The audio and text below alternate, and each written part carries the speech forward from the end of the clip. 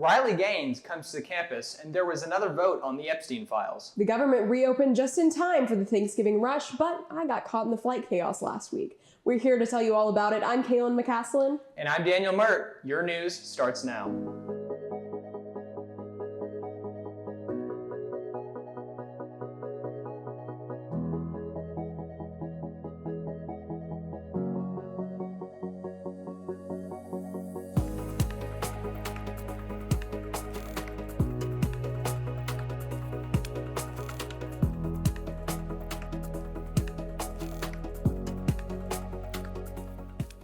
A controversial advocate came to UTC's campus as part of a Turning Point event.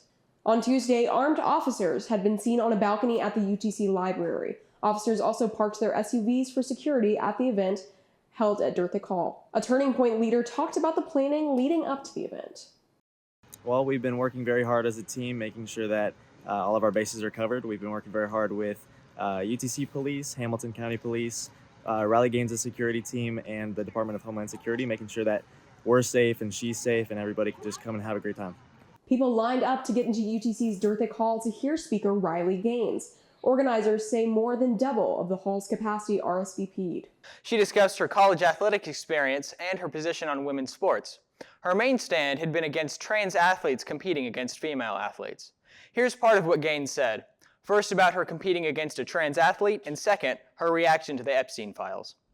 At University of Pennsylvania before deciding to switch to the women's team for his senior year.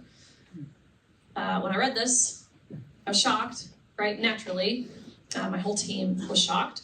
But really, I almost felt like a sense of relief when I read this, right? Because it made sense. Like, oh, duh, this person is leading the nation by this much. In so many events, it's a man.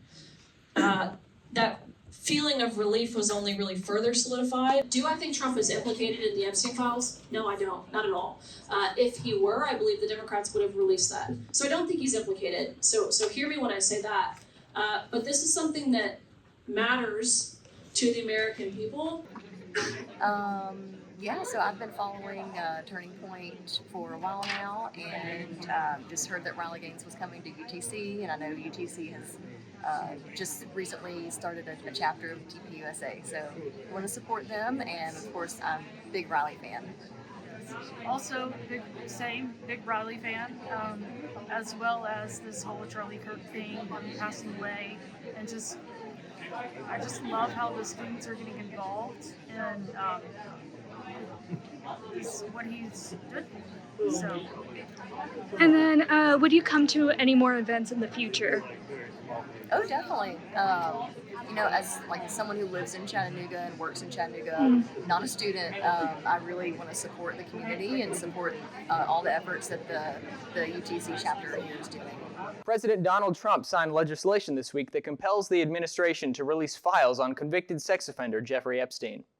Political experts say he is bowing to political pressure from his own party after he first resisted those efforts. Now, the bill requires the Justice Department to release all files and communications related to Epstein. Federal investigators released dramatic photos of an engine flying off a doomed UPS cargo plane that crashed 2 weeks ago in Kentucky. A series of 6 photos showed the rear of the engine starting to detach before it flew up and over the wing as flames erupted. The next image shows the wing engulfed by fire as the burning engine flies above it. The last image shows the plane starting to get airborne. 14 people died, and 3 pilots and 11 people on the ground. Investigators say that there was evidence of cracks left in the wing's engine mount. Meanwhile, aviation is recovering from the cutback on flights and the lack of air traffic control during the government shutdown. Here's my firsthand story from when I was grounded in New York.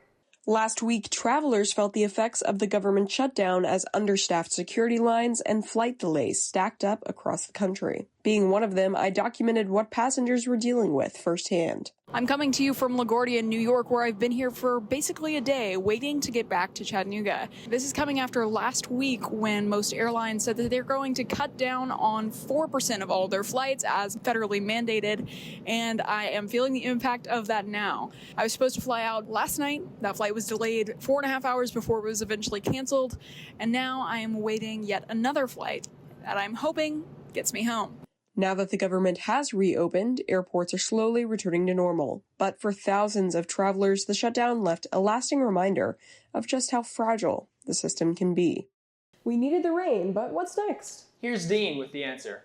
This weekend, we expect more scattered storms with temperatures between 55 and 70 Friday and Saturday, and between 50 and 65 Sunday.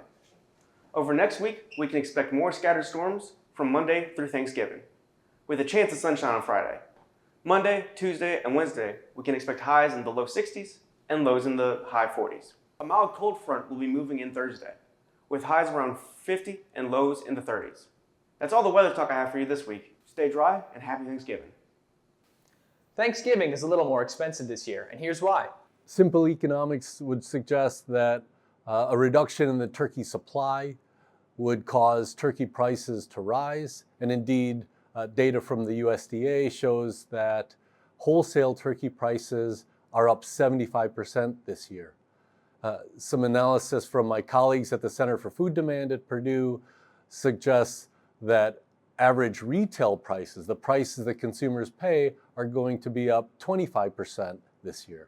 Part of a major Chattanooga thoroughfare was closed, not because of a traffic incident or construction, but for giving back to the community. Thanks to the McClellan Foundation, Grateful Chattanooga was hosted this Thursday on East Martin Luther King Boulevard for the 10th year in a row. People could attend free, all-inclusive Thanksgiving meal. Individuals were greeted with flowers, donation bins for McClellan Shelter for families, and a positive environment that promotes community that can come together. A special thanks to all the volunteers for being involved, for giving back to the community, and all those who attended the gathering. A mixed bag for UTC sports. But a win for the football Vols. Here's Dominic Butler with the details. Tennessee handled business on homecoming, taking down New Mexico State 42-9 behind Joey Aguilar's 204 passing yards and 2 total touchdowns. The Vols defense stood tall, including a 35-yard pick six from William Wright late in the third quarter. Despite a couple of first-half turnovers, Tennessee built a 21-3 lead and never let the Aggies back in. The win moves the Vols to 7-3 on the season as they shift focus to a trip to Florida this Saturday, where they'll try to snap a 10-game losing streak in the Swamp. The Mocs were overwhelmed Saturday in a 63-17 loss to Mercer, as the Bears' freshman quarterback Braden Atkinson threw for 326 yards and 5 touchdowns. Mercer's offense couldn't miss, with 7 different players finding the end zone in the win. Chattanooga's bright spot came from Markel Quick, who hauled in 3 catches for 75 yards and a touchdown. With the loss, UTC drops to 5-6 overall and 4-3 in SoCon play. The Mocs closed the regular season this Saturday against Wofford. Chattanooga bounced back on the road Wednesday, beating South Carolina State 78-66 behind a 17-point night from Jordan Friesen. Friesen stuffed the stat sheet with 5 rebounds, 6 assists, and 3 steals to lead the Mocs. Teddy Washington added 16 points and Colin Mulholland added 12 on a near-perfect shooting. The Mocs held off several second-half runs from the winless Bulldogs to secure their second win of the season. Chattanooga now sits at 2-3 before returning home this Saturday to face North Alabama.